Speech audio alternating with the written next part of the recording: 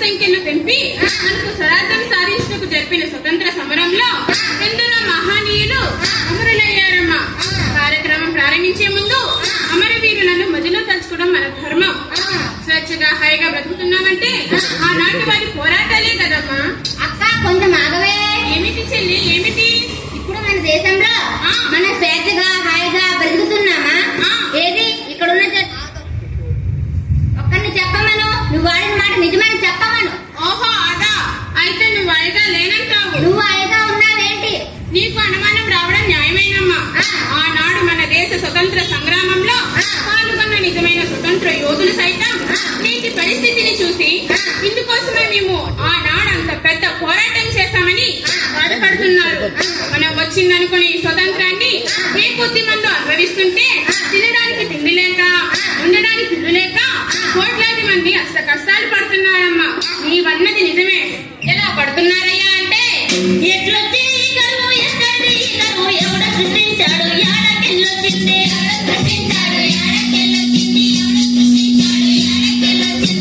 గోదావరి కృష్ణ తుంగభద్ర యమున కావేరీలు జీవనదులెన్నున్నా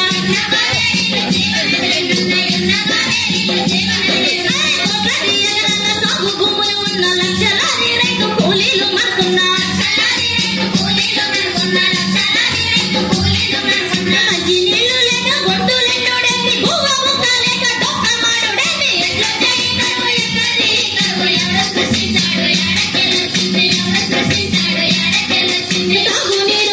సాగునీరు లేక గ్రామీణ ప్రాంతాల్లో చెరువు కుంటలండి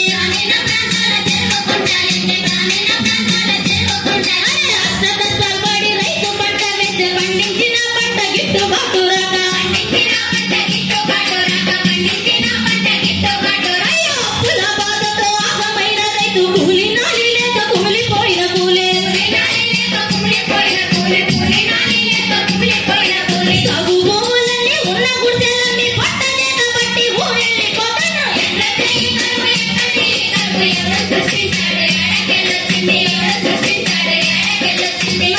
కంపెనీలో నష్టాల తెగ ముంచి మిగిలిన పరిశ్రమలు బహుళ జాతికి మార్చి దేశ మేధస్సు పనికి రాదని చెప్పి పరదేశ మేధస్సు మన వాళ్ళు కొని తెచ్చి విదేశీ దోపిడికి వీళ్ళు నామారాసి దేశంలో అభివృద్ధి సాగకుండా చేసి బయట దొంగల తోడు ఇంటి దొంగల చేరి దేశ సంపదనంతా దోచుకుపోతుంటారు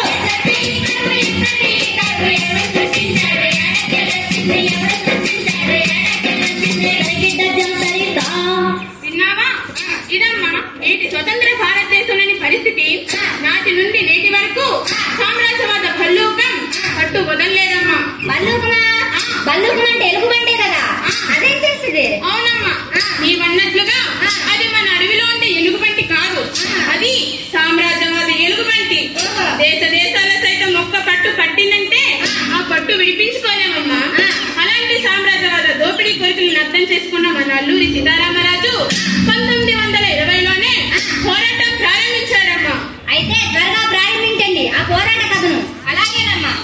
మన అల్లూరి సీతారామరాజు కోరి తెలిపిన ఆ మన్య ప్రాంత గోదావరి తీరం ఎలా ఉందంటే నోవి నోవెల్లర గోగి పువ్వో నోవి నోవెల్లర గోగి పువ్వో గలగల గోదారి గోగి పువ్వో జల్ల గోదారి గోగి పువ్వో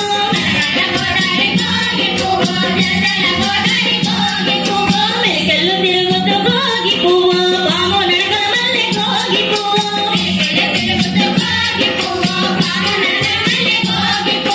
పాపి కొండల తీలి గోగి పువ్వో పరమళ్ళె తొక్కింది గోగి పువ్వో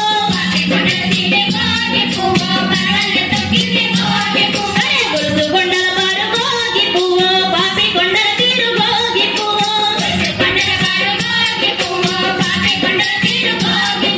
పాలై పాలటి కొండలు సెలయేళ్ళు కాయలు పువ్వులు పచ్చటి ఆకులు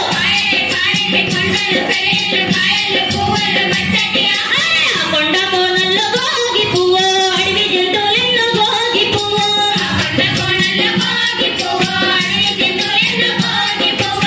కొమ్మరెమ్మల్లో గోగి పువ్వో కిలకిల రావాలి గోగి పువ్వో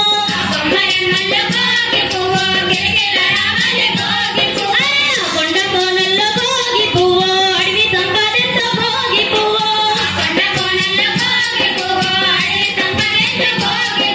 అడవి సంపదనంతో గోగి పువ్వో తెల్లోడు తలిసే గోగి పువ్వో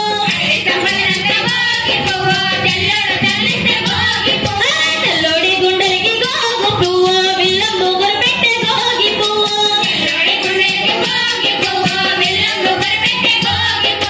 అల్లూరి నడిచిన గోగి పువ్వో మన్నె జీరలు గట్ట గోగి పువ్వో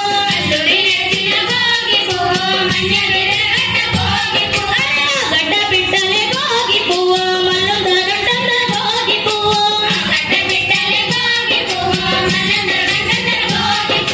పోరు చేతుల గడ్డ గోగి పువ్వో పోరాట గడ్డ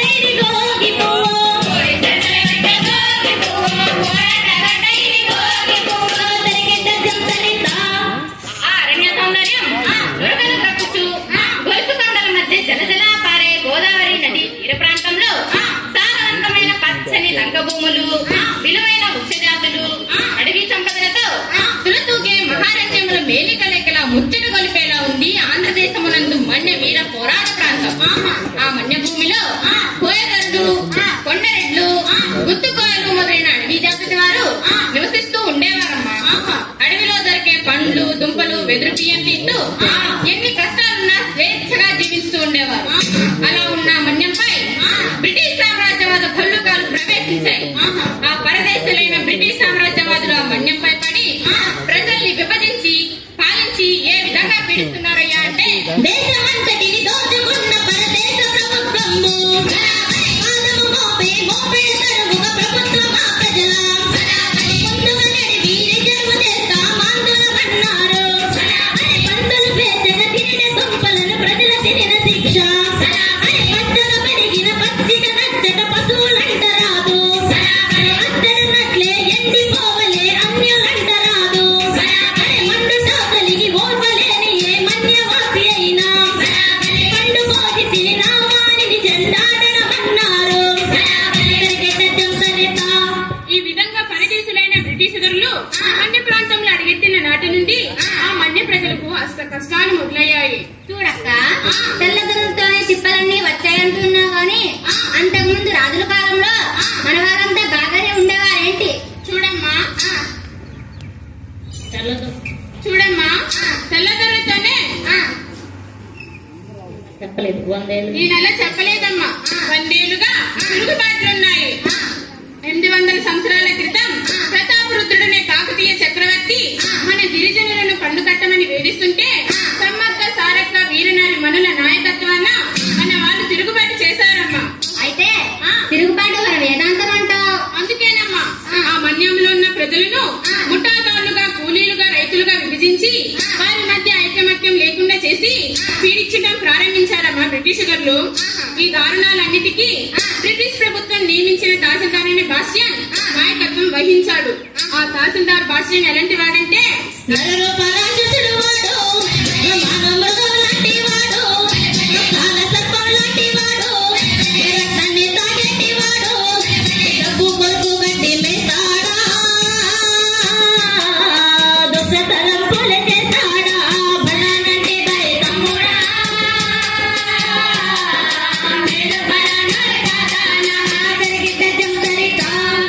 ఇలా ప్రజల రక్త మాంసాన్ని పీల్చి పిప్పి చేస్తూ మరోపక్క అడవిలోని దొరికే సకల సంపదలన్నీ వారి దేశానికి తరలించుకుపోవడానికి రోడ్డు వేయ కలిశాడమ్మా దుష్టుడైన బాస్టియన్.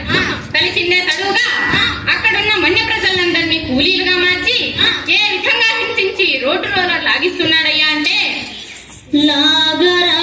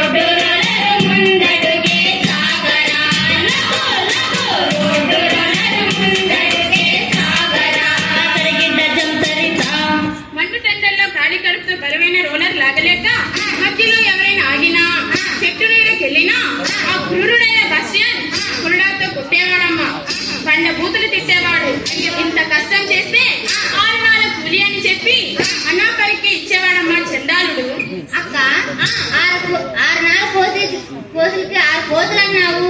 కోసు అంటే ఎంత? కోసు అంటే 2 మైళ్ళమ్మ, లేదా 2.5 కిలోమీటర్లు. 6 కోసులకు 12 12 మైళ్ళ రోడ్డుకు 20 మంది కూలీలతో కొట్టులో పనిచేయించేవాడమ్మా. అబ్బా, నాకు సందేహం. అడుగు చెల్లి. జనం తక్కువ ఉన్న అడవిలో ఎత్తైన కొండలు, లోయలు గుండా రోడ్డెందుకు వేయాలనుకున్నాడు? సరిగ్గా అడిగావు చెల్లి. అడవిలో దొరికేటువంటి సకల సంపదలను వాడి దేశానికి కొట్టుకుపోవటానికి ఈ రోడ్లు కావాలి కదా. ఈ రోడ్లని కాకినాడ, విశాఖపట్నం రేవుల దాకా వేయించాడమ్మా. ఈ రేవుల నుండి అడవి సంపదనంతా ఇంగ్లాండ్ దేశానికి తీసుకువెళ్తున్నాడమ్మా. అయితే బ్రిటిష్ ఏజెంట్ బాస్టన్ చేసిన పనే ఈనాడు ప్రపంచ బ్యాంకు బహుజాత కంపెనీలు చేస్తున్నాయన్నమాట. అవునమ్మా, భలే బాగా గమనించావు. నాడు బాస్టన్ సంతానం పిల్లైలాంటి వారిద్దరు ముగ్గురుంటే నేనేమో టాటాలు, బిర్లాలు, ఆదాని, అంబానీలు, రాజకీయ నాయకులు, పెద్ద పెద్ద కాంట్రాక్టర్ల వాళ్ళు వాళ్ళ దోపిడీకి అనువుగా రోడ్లు వేసుకుంటున్నారమ్మా. సరే సరే, బాస్టన్ గురించి చెప్పు. అలాగేనమ్మా.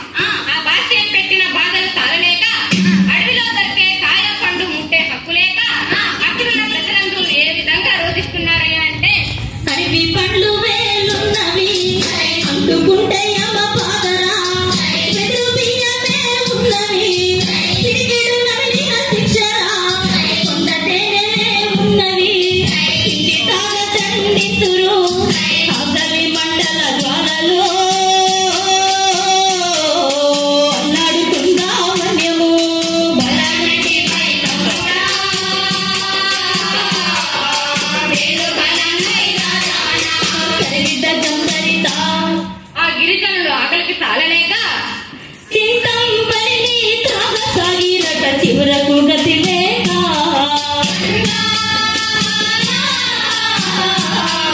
అయ్యో అయ్యో అంబలి త్రాగుట వలన పొట్టలు బిజ్వరము తగిలే. అయ్యో తందానా అయ్యో మందో మాగో తాగి అనేకులు మరణించి రాచట. అయ్యో తందానా అయ్యో తరిగిడ్డ జంతరిత. కూలీ డబ్బులు చాలక చింతం బండి తిని మామిడి టెంక పిండిని తిని కడుపు నింపుకోవడం ప్రారంభించారమ్మా అక్కడి అన్య ప్రజలు. అవి చాలా ప్రమాదకరమైనవి. ఈ కారణంగా ఎంతో మంది చనిపోయారమ్మా. ఆ పరిస్థితుల్లో ఆ మన్య ప్రాంతంలో అడిపాలెం అనే చిన్న గ్రామం ఉందమ్మా. ఆ గ్రామంలో గిరిజన సోదరులిద్దరూ నివసిస్తూ ఉండేవారు. వారే గాము గంటందర, మల్లుదొర. గంటందర గొట్టుపాకలనే గ్రామానికి మున్సబుగా ఉండేవాడమ్మా. ఈ గాము సోదరులిద్దరు ఎలాంటి వారు అనుకున్నావు?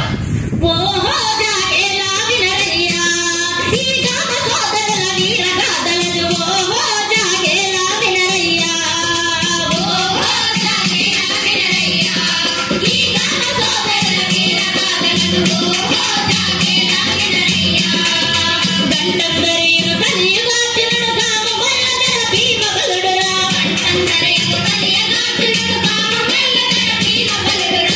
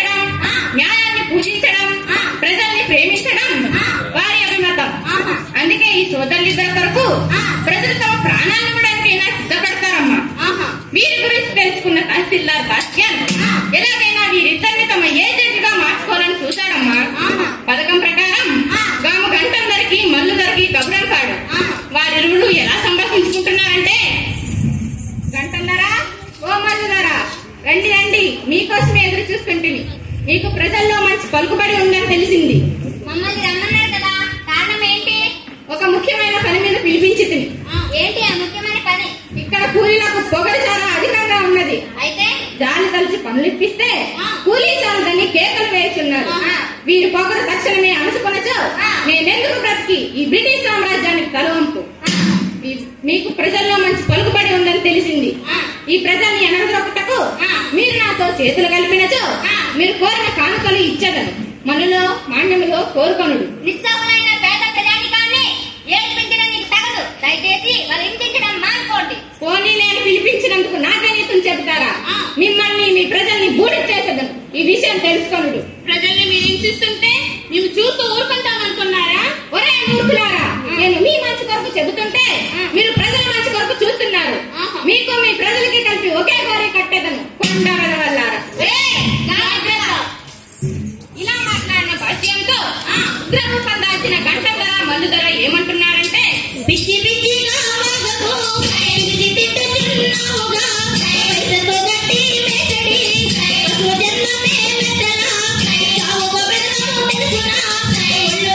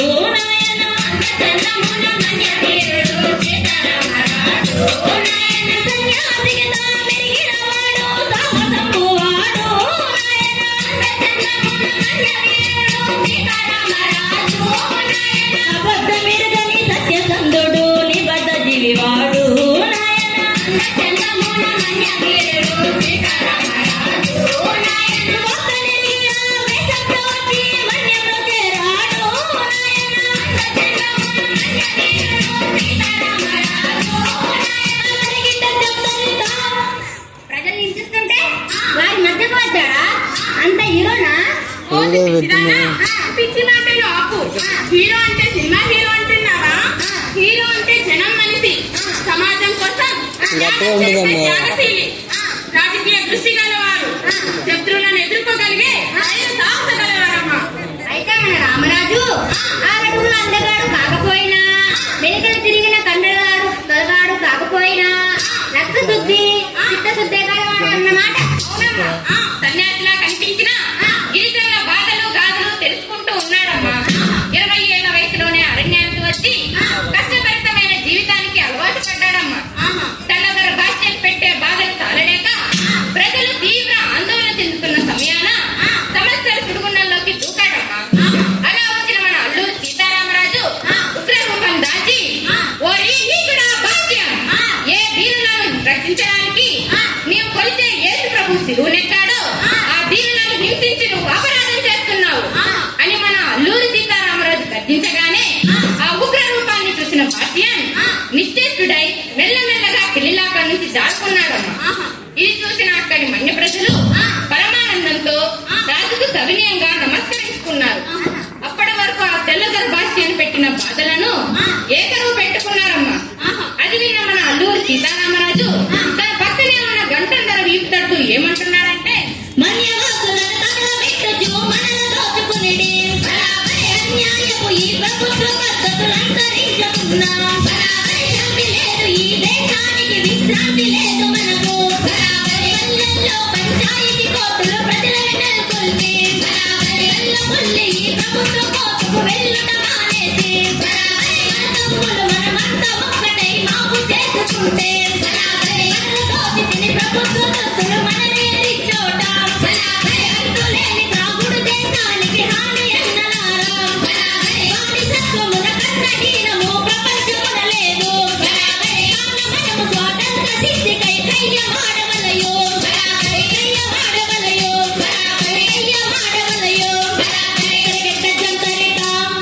ఈ విధంగా అక్కడి ప్రజలను ఐక్యంగా ఉండమని, అన్యాయాన్ని ఎదిరించమని, నీతివంతంగా బ్రతకమని, బానిసత్వం కన్నా హీనమైనది ప్రపంచంలో ఏదీ లేదని చెప్పి ముందుకు సాగుతున్న సీతారామరాజును గంటంధర మల్లుదొరతో పాటు అక్కడున్న ప్రజలందరూ ఆపి మాకు దారి చూపి మమ్మల్ని ఉద్ధరించగలవాడు నీవేనయ్యా సీతారామరాజు అని వేడుకున్నారమ్మా.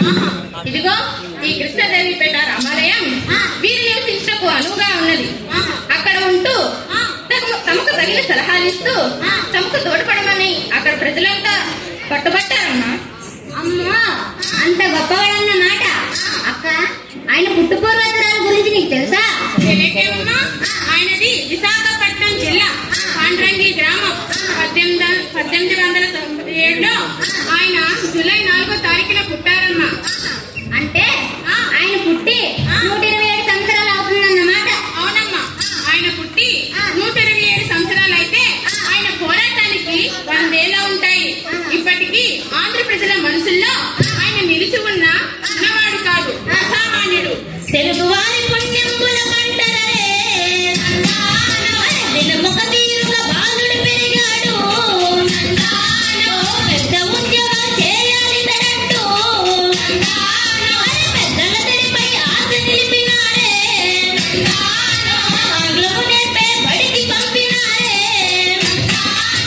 మనసు నిలబడ బడిలోనకు జనము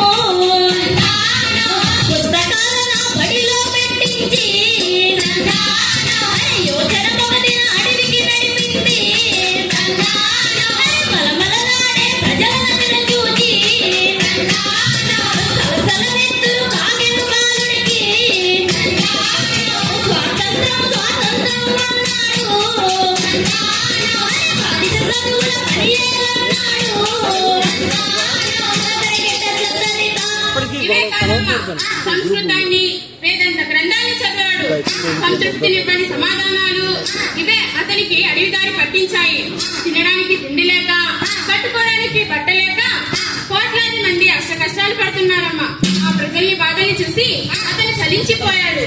ఆంగ్లేయులు ప్రజలకు పెడుతున్న బాధల్ని చూసి అతని రక్తం సలసల మరిగిపోయింది. ఈ పరిస్థితి మారాలని మనసారా కోరుకున్నాడు. అలా యుక్త వయసు వచ్చిన అల్లూరి సీతారామరాజు స్వతంత్ర సాధన కొరకై తన కర్తవ్యంగా భావించాడమ్మా. అంతేకాదమ్మా, మన రామరాజు కాకినాడ కాంగ్రెస్ సభలకు వెళ్ళాడు.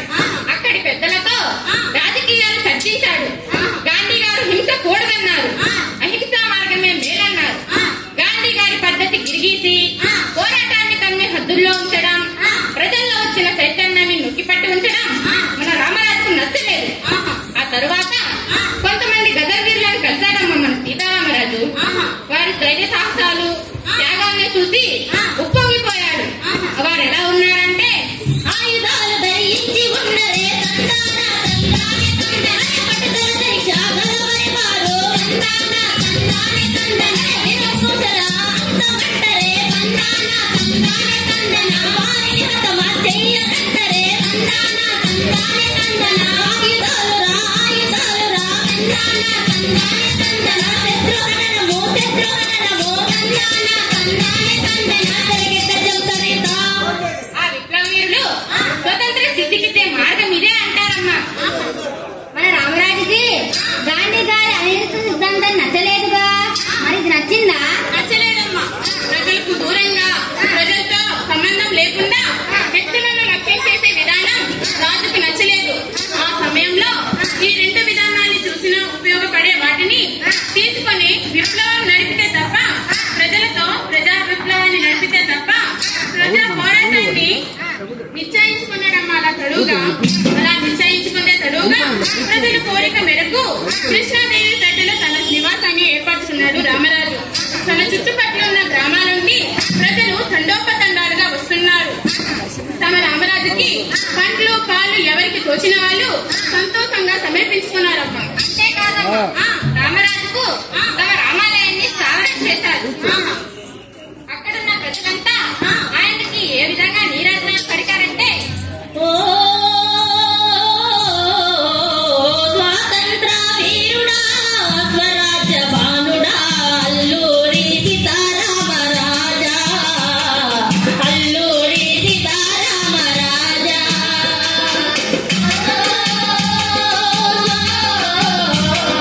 స్వాతంత్ర వీరుడా స్వరాజ్య భానుడా అల్లూరి సీతారామరాజా అల్లూరి సీతారామరాజా.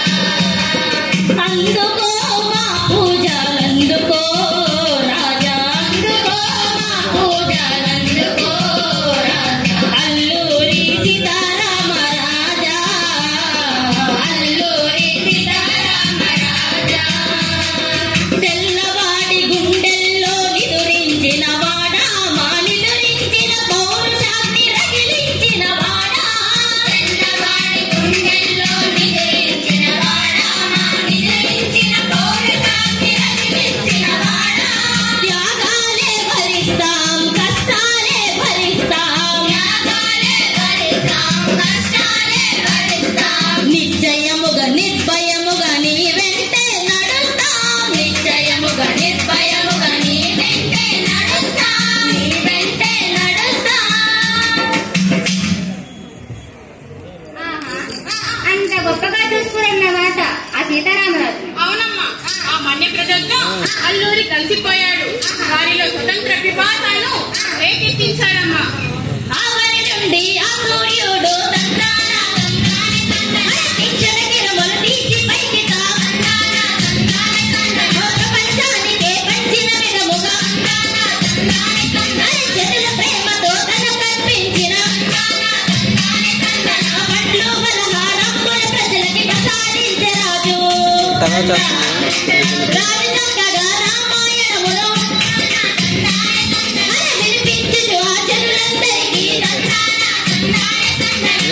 వల్ల దొరగంటం ధరలు అండగా నిలవగా ఆయన కదిలే పల్లెల్లో పంచాయతీ కోర్టులో నెలకొల్పుచు కీలెరిగి నడుపుచు తగువులు తీర్పుచు తాగుడు మాపుచు బ్రహ్మాండముగా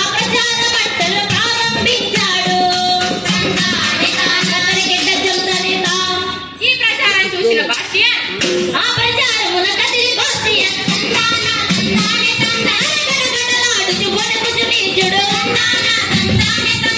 పై అధికారులకు పంపెడి పోటును రిపోర్టు చూసి రెపరెపలాడుచు రానే వచ్చే అధికారులు శ్రీరాముని సన్నిధికి కృష్ణదేవిపేట రామాలయంలో స్వతంత్ర సాధన దీక్షాపరుడై కూర్చుని ఉన్న రాజు దగ్గరికి సూపరింటెండెంట్ కలెక్టర్ వచ్చి ఏమంటున్నారంటే, ఓయి రాజు, గ్రామాల్ని దోచుకోమని పిటూరి సాగించమని ప్రజలకు నువ్వు రెచ్చగొడుతున్నావా? నేనా కామెర్లలోకి ప్రపంచమంతా పచ్చగా కనబడుతున్నట్టున్నది మీ తీరు. గ్రామాన్ని మీరు దోచుకొని తిరిగి నేను దోచుకుంటున్నాను. మీ నీచత్వానికి కపటత్వానికి నిదర్శనం. మరి మద్యపాన నిషేధం ప్రచారం ఎందుకు చేస్తున్నావు? మీరు ప్రజల్ని మత్తులో ఉంచి ఈ దేశాన్ని దోచుకోవాలని చూస్తున్నారు. ఆ మత్తును వదిలించడానికే మేము ఈ మద్యపాన నిషేధ ప్రచారం చేస్తున్నాం. అదలా ఉంచు. తగాదాలు పరిష్కరించుకోవడానికి కోర్టుకు వెళ్ళకూడదా? కోర్టుకు వెళ్ళనివ్వకుండా చేయడం రాజద్రోహం కాదా? న్యాయం జరగని కోర్టులకు ప్రజలెందుకు వెళ్ళాలి?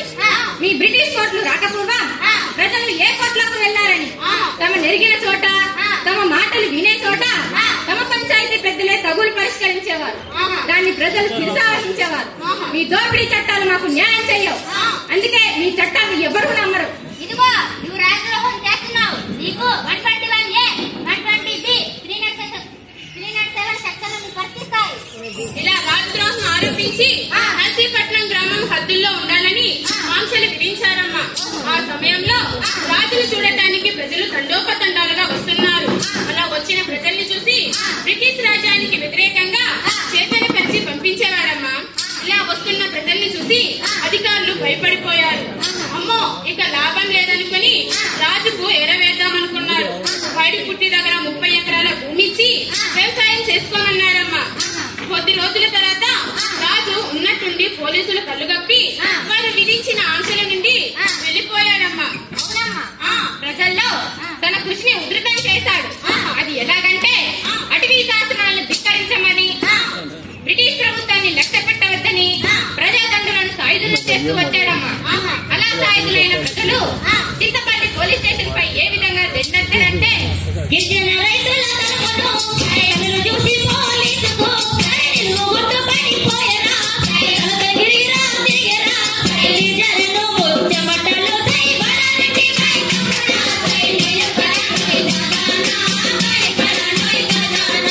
ఎగిరిపోయే ప్రాణాలు ప్రజా సమూహం అప్పుడు పారిపోవు పోలీసుల రెక్కలను కట్టిరి మెరుగని ప్రజలకు అని చేసిన ఫలితము అనుభవించమన్నారయ్యా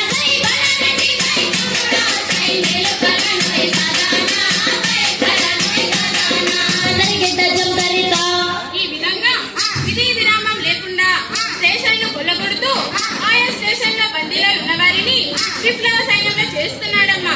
విప్లవం గురించి ప్రజలకు నచ్చ చెప్తున్న వీర యోధుడైన రామరాజు తన సైన్యాన్ని కట్టుదిట్టం చేస్తున్నాడు. అలా పొంగి పొరలి వచ్చే ప్రజా వాహినిని చూసి పిరికి పంద బాస్టియన్ గుండెలు కుబేరమని కదిలిపోయాయి. పడుతూ లేస్తూ కలెక్టర్ వద్దకు పరిగెత్తుకుని వెళ్లి ఏం చెప్తున్నాడంటే, జ్వాలమి బాబా జ్వాలమి బాబా తందాన తందాని తందన దావానల నిరితాళమేమయా తందాని కొండలలో ఎలు క్రూర మృగంబులు తందాని తందలో చెట్లు పుట్టలు చెంచులు కోయలు తందాని ఇంత ఏలు వనమంతా ఎదురే తందాని ముఠాదారులు కూలీలు రైతులమ సంఘం అయ్యారు. రాజు వారికి రామరాజయే అతడు కన్నిట్లడన్నాడంటే రాగులే ఎట్ట వచ్చిన ఆగరాగరా ప్రజలు తప్పదిక అచ్చట మాతావు అని గొల్లున గోల పెడుతూ ఉన్న బాస్టియన్తో కలెక్టర్ ఏమంటున్నాడు? జిల్లాలోని మునగాడు రిజర్వ్ దళాలను నీ వద్దకు పంపిస్తాను. నీవు నాయకత్వం వహించి ఆ మన్య పశువులను పాతాళానికి తొక్కువేయి అని ఆజ్ఞాపించాడమ్మా కలెక్టర్. మునగాడు రిజర్వ్ దళాలు మన్యంలోకి వచ్చేసాయన్నమాట. అవునమ్మా, మూడో నాటికే మన్యం పోలీస్ దళాలతో కిటకిటలాడిపోయింది. వచ్చిన పోలీస్ దళాలకు ప్రజలు ఏ విధంగానూ సహకరించలేదు. దాహమేస్తుందన్న చుక్క నీళ్ళు ఇవ్వల. ఆ గాడిద బరువులు మోయడానికి ఒక్కళ్ళు కూడా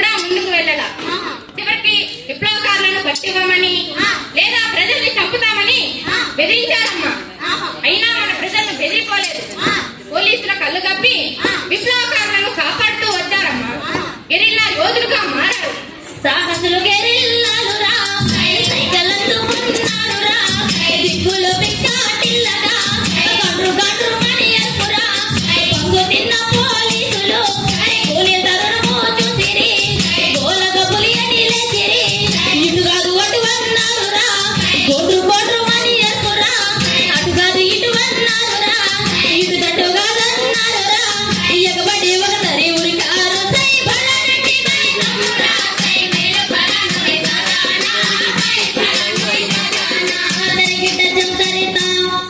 పోలీసుల పిరికితనాన్ని మన్యవాసుల పొలాన్ని జిల్లా అధికారులు తేలికగా అర్థం చేసుకున్నారు. ఇవి జిల్లా పోలీసులతో ఆర్పతగిన విప్లవాగ్ని కాదని నిశ్చయించుకున్నారమ్మా. అలా నిశ్చయించుకునేది తడువుగా టెలిఫోన్ పై టెలిఫోన్ రా కోకబుల పంపిరి గవర్నర్ అప్పుడు అక్రమం ఉంది అణిచివేయగా విప్లవమును మలబార్ సైనిక దళాలు పంపెను మన్యమునకు వేగా ఈ విధంగా మలబార్ సైన్యాన్ని నడపడానికి కవర్టు హైటర్లు దింపారమ్మా.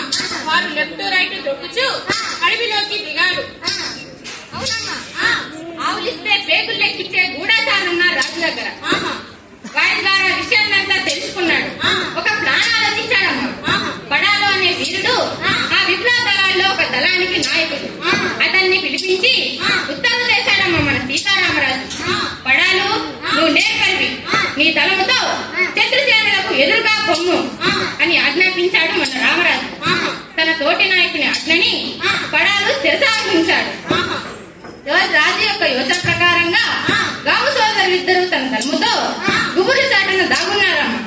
అలా వెళ్ళిన పడాలు ఏం చేస్తున్నాడయ్యా అంటే పడాలు ఒక చెట్టెక్కెరా వైరుల సేనను చూసెను పటపట పండ్లతో నూరెను బగబగ మండిపోయెరా పగదొర బలగం మీదకు బాణలు మూడే విచాడ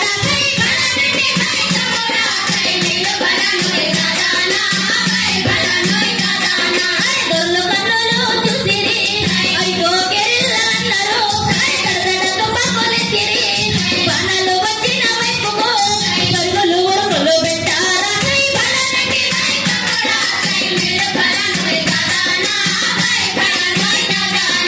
పోతూ ముందుకు దూతులు పదులు వెనక సాగారురా పదులు తాగిన మనిషిని పట్టర దొరికాడన్నారు అదుములు కన్నులు చూసిరి పిచ్చి బొమ్మపై దూకారా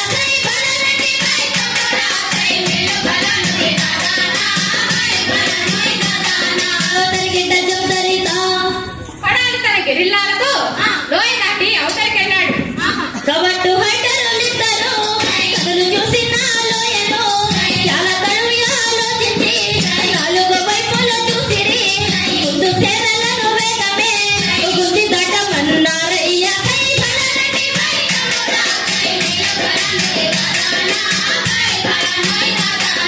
జరిగిన జందరితా సోదరులిద్దరూ తమ తుపాకుల్ని కింద మార్గానికి గురి చూసి కూర్చున్నారమ్మా. గురికి సూటిగా వచ్చిన వారు కవర్టు హైటర్లు. ఈ విధంగా విప్లవ సేన నాయకులకు ప్రభుత్వ సేనలకు ఓరావరి యుద్ధం జరిగింది.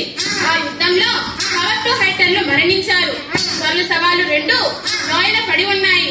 వాటిని వెలికి తీసుకోవాలని అధికారులు ప్రయత్నిస్తున్నారు. అంతలో అప్పటికి ఒక బాణం వచ్చి వాలింది. ఆ బాణం చివర ఒక ఉత్తరం మిరపకాయ కట్టి ఉన్నాయి. ఇదే శ్రీరామరాజు గారి మిరపకాయ టప. ఆ ఉత్తరం నింపారు అధికారులు. ఉత్తరం చదివేసరికి అధికారులు గుండెలు జారిపోయాయి. అక్క ఇంతకు ఆ ఉత్తరంలో ఏటి రాసింది? ఆ ఉత్తరంలో ఇలా ఉందమ్మా. 500 రూపాయలు పన్ను కట్టి ఆ 2 సవాల్ని తీసుకువెళ్ళవచ్చని హుకుం జారీ చేశారమ్మా. దానికి ప్రకారంగా చెల్లించి తెల్ల జెండా ఊపుకుంటూ ఆ 2 సవాల్ని బ్రిటిష్ రాజ్యానికి తీసుకువెళ్తున్నాడమ్మా. అవునమ్మా. ఇక ఆలస్యం చేయరాదనుకుని బ్రిటిష్ ప్రభుత్వం తన రాష్ట్ర శక్తులతో వన్యభూములకి అడుగు పెట్టింది. రాత్రింబవళ్ళు రైలు బండురా రంగములకు మందలు సైనిక మందలు తెచ్చను మారణ యంత్రాలు మందు గుడ్లురా మందల సీసాలు మందల టేరాలు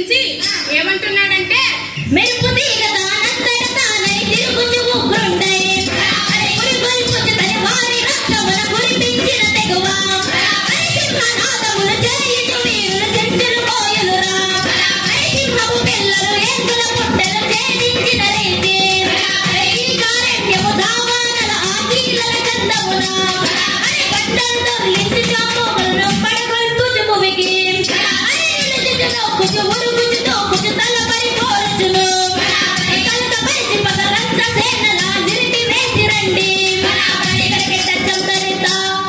ఈ విధంగా తన సైన్యాన్ని కట్టుదిట్టం చేస్తూ ఉన్నాడమ్మా రామరాజు.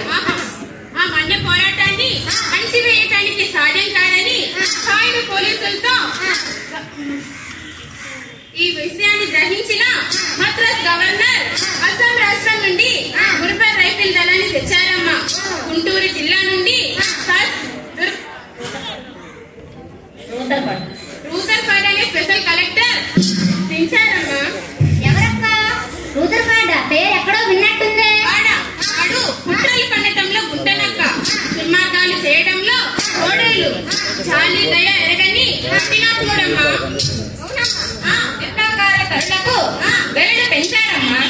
రామరాజు తన ఏ గూడానికి వెళ్ళినా అక్కడి ప్రజలకు పన్నులు శిక్షలు విధించారమ్మా. ఇక ప్రభుత్వం ప్రజల మీదే దాడి చేయదలుచుకుందమ్మా. అట్టవాసముగా ప్రభుత్వ సైనికులంతా రాత్రి వేళ అగ్గిజించువారు గోల గోలగా లేచి ప్రజలు కొంపలెత్తి వదిలి కట్టుబట్టలతో బయటికి రాగా కనుగొని సైనికులు ముట్టడించి ప్రజలందరినీ జోడు పెట్టి మందలట్టి ఇంకా బ్రిటిషర్లు ప్రజలతో ఏమంటున్నారంటే జగజెట్టి రాజును చూపిన బహుమానంగా 10,000 బాబు సోదరుల గట్టి తెచ్చిరో భూములిచ్చదము పోషించదము విప్లవ నాయక వీరుని జాడలు వేగమే చూపండి అట్లు కాదని అవస్థ తప్పదు మాట్లాడడు ఏ మన్యవాసియో మాట్లాడరు ఎని కిరాయి సైనికులు మగబట్టిని ఆ మామూలు రీతిగా బట్టి పురుషులను కట్టిని చెట్లకు తిమ్మగొట్టి నెత్తురి కొరడాలకు చెట్టి వేసినారు ఈ హింసలన్నిటినీ ప్రజలు సహించలేకపోతున్నారు. ఈ ఘోరాన్ని చూసిన రామరాజు విప్లవ సేన నాయకులకు ఒక చోట సమావేశపరిచాడమ్మా. విప్లవ సేన నాయకులు బలిదానానికి సిద్ధమైనారు, పోరాటానికి సిద్ధమైనారు. ఇంతలో అక్కడికి శత్రు సైన్యం వచ్చిందమ్మా.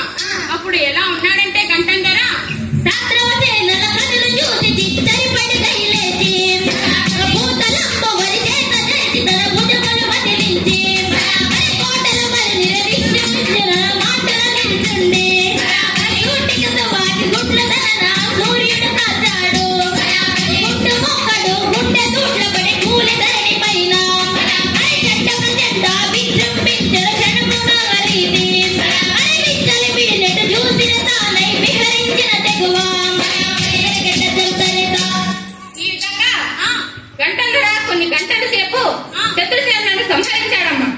ఆ వీరుని కండగా ఉన్న 3 గెరిల్లాలు కూడా పడిపోయారు, తూటాలు అయిపోయాయి. ఇది చూసి జీవంతో ఉండగానే గంటంధరను పట్టుకుంటే పెద్ద బహుమతులు వస్తాయని ఆశించిన సైనికులు అతన్ని చుట్టుముట్టారమ్మా. అప్పుడు గంటంధర చాలా మంది శత్రు సైనికులను హతం చేసి చివరికి దొరకకుండా తప్పించుకున్నాడు. అగ్గిరాజు మొదలైన కొంతమంది వీరులు హోరాహోరీగా పోరాడి తుదకు పట్టుబడ్డారు. అల్లూరి సీతారామరాజు జాడని తెప్పమని లేదా అతన్ని పట్టివ్వమని గ్రామాలపై పడి నీచాతి నీచంగా హింసించడం ప్రారంభించింది ప్రభుత్వం. తాత్కాలికంగా విప్లవ వీరులకు ప్రజలకు మధ్య సంబంధాలు తెగిపోయాయి. ఆ మహాత్యాగి అయిన సీతారామరాజు ఒక రోజు పొద్దున్నే మంప గ్రామంలో సంధ్యావందనం చేసుకుంటూ ఉండగా ఆ మన్యసూరిని మలబార్ పోలీసులు చుట్టుముట్టారమ్మా. పెడరెక్కలు విరిచికట్టి నులక మంచంపై తాళ్లతో కట్టి కృష్ణదేవిపేట తరలిస్తుండగా మేకర్ కూడా సీతారామరాజును స్వాధీనపరుచుకున్నాడు.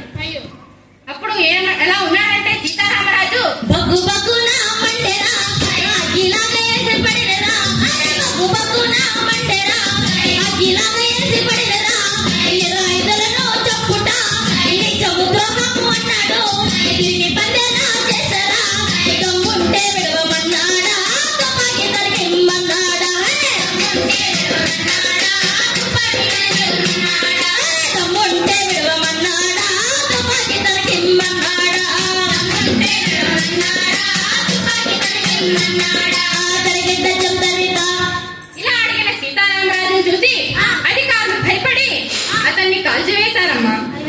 ఇది తెలిసిన చుట్టుపక్కల గ్రామాల ప్రజలు అక్కడికి చేరుకొని తమ మనసుల్లోనే సీతారామరాజుకు ఏ విధంగా నివాళులర్పిస్తున్నారంటే, అందుకో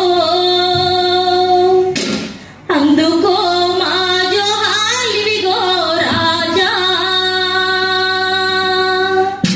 మా సీతారామ రాజా.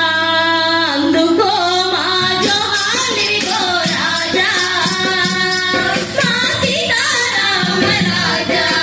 వీరుడ తీరుడ త్యాగశీలుడా విప్లవకారుడ తెలుగు యోధుడా,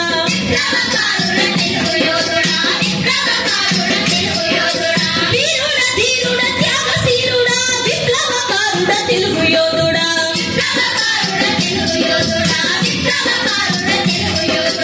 అందుకో అందుకో మా జోహాలివిగో రాజా, మా సీతారామ రాజా. అందుకో మా జోహాలివిగో రాజా, మా సీతారామ రాజా. అరుణోదయమా ఆంధ్రతేజమా రగిలే కోరున జ్వలిత జ్వలనమా,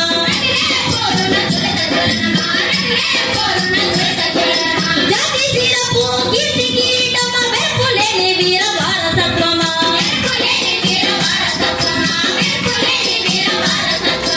అందుకో అందుకో మా జోహాలివిగో రాజా, మా సీతారామ రాజా. అందుకో మా జోహాలివిగో రాజా, మా సీతారామ రాజా. సరిగిడ్డ చందరిత ప్రజలు గెలవలేదా? చూడమ్మా, పసి పిల్లవాడు అడుగులు వేసి నడవడానికి నీచి నిలబడడానికి ఎన్నిసార్లు కింద పడి లేస్తాడమ్మా. ఎన్నిసార్లు కింద పడి లేచినా ఇంకెప్పటికీ నడవలేననుకుంటే ఇంకెప్పటికీ నడవలేడమ్మా. ఎన్నిసార్లు పంట నష్టపోయినా రైతు భూమిని సాగు చేయకుండా పడవ పెడతాడా. ప్రజా ఉద్యమాలు, ప్రజా తిరుగుబాటులు గెలుపు